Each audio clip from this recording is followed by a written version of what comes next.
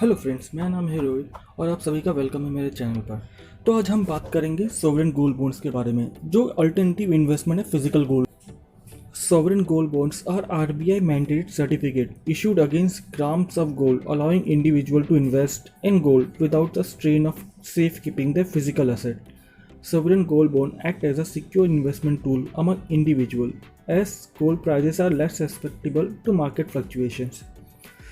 तो sovereign gold bonds एक RBI certificate से जिसकी बैकिंग गवर्नमेंट ऑफ इंडिया ने की है, जहाँ पर इंडिविजुअल्स भी इन्वेस्ट कर सकते हैं फिजिकल गोल्ड के अलावा।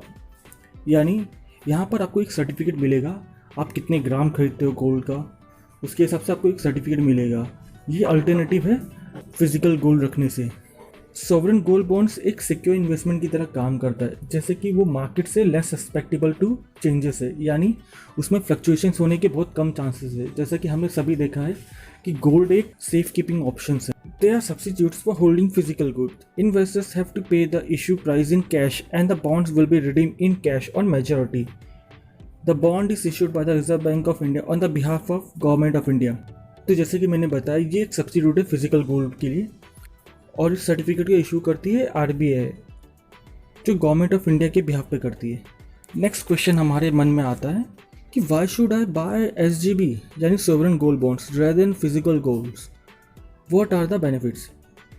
तो इसका सिंपली सा रीज़न ये है, the quantity of gold for which the investor pay is protected since he receives the ongoing market price at the time of redemption, premature redemption. Investors are assured of the market value of gold at the time of maturity and periodical interest. SGB is free from issues like making charges and purity in the case of gold in jewelry form. The bonds are held in the books of RBI or in the demat form, eliminating risk of loss of scrip etc. तो इसका simply सा reason है कि SGB आप जब लेते हो तो आपको मार्केट वैल्यू ही मिलेगा मैच्योरिटी पे या प्री मेच्योर रिडेम्पशन पे। यानी अगर आप मैच्योरिटी तक रखते हैं तो भी आपको गोल्ड प्राइस के उस दिन पे जो गोल्ड प्राइस चल रहा था उसी के गोल्ड प्राइस के रिटर्न्स मिलेंगे। और प्री मेच्योर मतलब मैच्योरिटी से पहले आपने विड्रॉ कर लिया तो आपको उस दिन के गोल्ड प्राइसेस के रिटर्न्स मिलेंगे और साथ में इंटरेस्ट भी मिलेगा। अब इंटरेस्ट के बारे में डिटेल हम आगे पढ़ेंगे। और इन्वेस्टर्स को दूसरे इश्यूज़ की तरह जैसे फिजिकल गोल्ड में आते हैं, जैसे कि मेकिंग चार्जेस और उसकी प्योरिटी का ख्याल रखना, साथ में सेफ स्टोर कीपिंग, ये सब में एसजीबी एक एडवांटेजेस है। यानी इसमें सिर्फ एक सर्टिफिकेट होता है जो आपको मिलता है। अगर आपके पास डीमेट अकाउंट है, डीमेट में क्रेडिट हो जाए तो फिर सर्टिफिकेट का भी कोई यूज़ नहीं है, आपके डीमेट में अकाउंट में पड़ा रहेगा इलेक्ट्रॉनिकली। तो नेक्स्ट क्वेश्चन आता है, are there any risk in investing in SGB. कोई रिस्क है? रिस्क तो सभी में है, चाहे वो 100% सेफ ही क्यों ना हो। जैसे कि there is a risk of capital loss if the market price of gold declines. However, the investors do not lose in terms of the units of gold which has been paid for.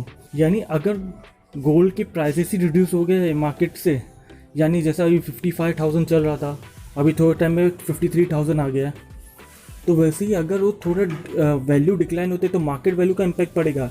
लेकिन आपने जितना ग्राम खरीदा है, जैसे 1 ग्राम खरीदा, 4 ग्राम खरीदा, 5 ग्राम या 10 ग्राम, उस पर कोई इम्पैक्ट नहीं होगा। आपको वो ग्राम का सर्टिफिकेट मिला ही रहेगा, उसमें कुछ रिड्यूस नहीं होगा। तो who is eligible to invest in the SGBs. तो क्या है एलिजिबिलिटी जो एसजीबी में इन्वेस्ट कर सकते हैं? Person resident in India as defined under the foreign exchange management act 1999 are eligible to invest in SGB. Eligible investors include individual, HUF, trusts, universities and charitable institutions. Individual investor with subsequent change in residential status from resident to non-resident may continue to hold SGB till early redemption maturity. Yes, joint holding is allowed. Application on behalf of the minor has to be made by his her guardian. यानी यहाँ जो person resident in India है, यानी जो India में रहने का condition fulfil करता है फॉरेन एक्सचेंज मैनेजमेंट एक्ट के तहत, वो इन्वेस्ट कर सकता है। जिसमें एलिजिबल इन्वेस्टर्स है इंडिविजुअल, यानी कि हम सब जो HUF है, हिंदू अनडिवाइड फैमिली, या जिसका ट्रस्ट है, या जो यूनिवर्सिटी चलाता है, या चैरिटेबल इंस्टीट्यूशन, वो सब होल्ड कर सकते हैं। और जो इंडिविजुअल से जो रेसिडेंट से नॉन रेसिडेंट हो गए और उन्होंने रेसिडेंट के टाइम ही SGB खरीद लिया है, वो रख सकते हैं SGB टिल इट्स मैच्योरिटी और प्री मैच्योर, और जिसमें जॉइंट होल्डिंग भी अलाउड है।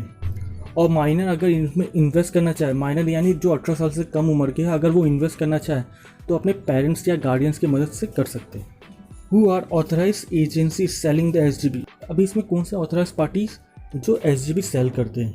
Bonds are sold through offices और branches of nationalized bank, scheduled private bank, scheduled foreign bank, designated post office, stock holding corporation of India limited and authorized stock exchange either directly or through their agents. What is the minimum and maximum limit for investment? अब यहाँ पे minimum और maximum limit पे भी रोक होता है। The bonds are issued in denomination of 1 gram of gold and in multiples thereof.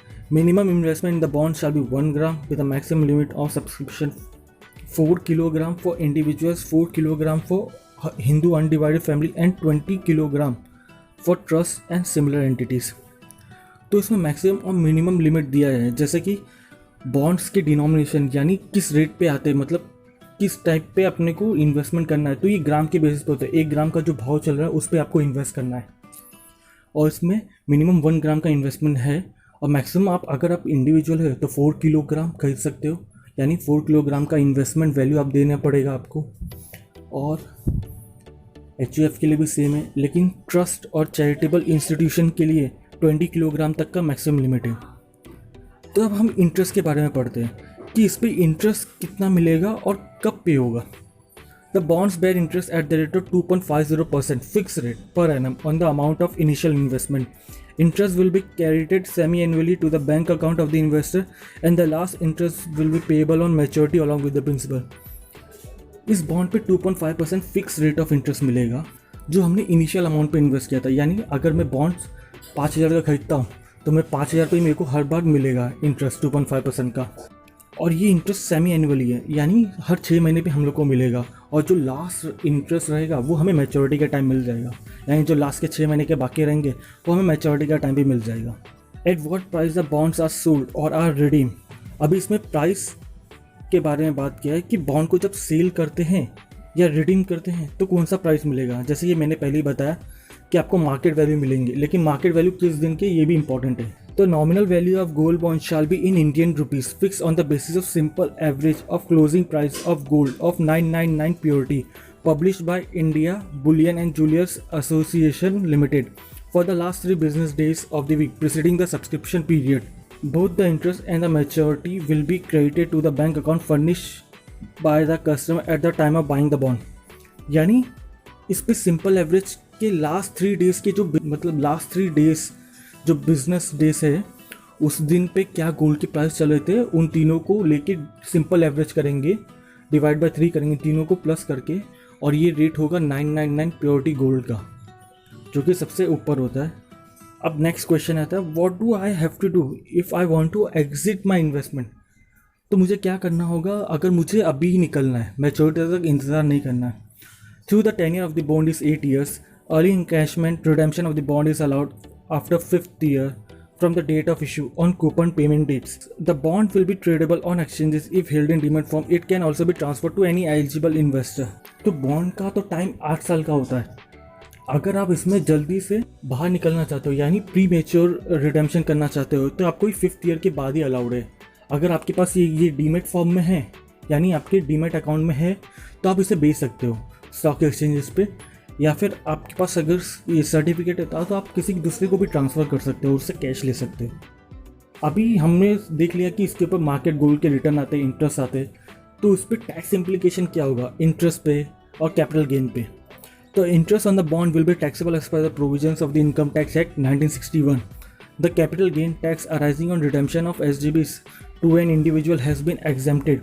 The indexation benefit will be provided to long term capital gains arising to any person on transfer of bond. TDS is not applicable on the bond. However, it is the responsibility of the bondholder to comply with the tax laws.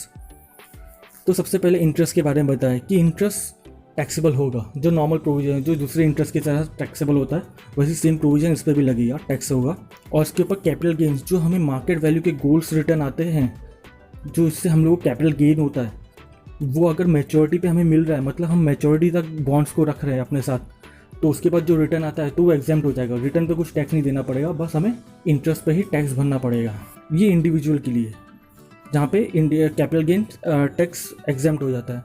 और दूसरे लोगों के लिए जो HUF है या trust है, charitable institution है, उनको इंडेक्सेशन का बेनिफिट मिलेगा लॉन्ग टर्म कैपिटल गेन पे जब वो ट्रांसफ़र करेंगे। अगर हम भी मैच्योरिटी के पहले ट्रांसफ़र कर रहे, प्री मैच्योर ट्रांसफ़र कर रहे, तो हमें भी इंडेक्सेशन मिलेगा, यानी हमें कैपिटल गेन टैक्सेबल हो जाएगा। अगर लॉन्ग टर्म है टैक्सेबल हो गया तो हमें कैपिटल गेन का कैलकुलेट करने में इंडेक्सेशन का बेनिफिट मिलेगा। इंडेक्सेशन के बारे में पूरा डिटेल वीडियो नीचे के दिए गए डिस्क्रिप्शन के लिंक पे है। Whether nomination facilities available for this investment, क्या हमें नॉमिनेशन करने मिलेगा? Yes, nomination facilities available. और अगर आपको इसके बारे में और जानकारी चाहिए तो मैंने नीचे लिंक दिया है, और ये लिंक है rbi.org.in से, यानी मैंने वहीं से FAQs में से ये क्वेश्चंस और आंसर्स लिए हैं ताकि आपको एजुकेट कर सकूं। अगर आपको मेरा वीडियो पसंद आए, चैनल को सब्सक्राइब करके वीडियो को लाइक कर दीजिए। Thank you.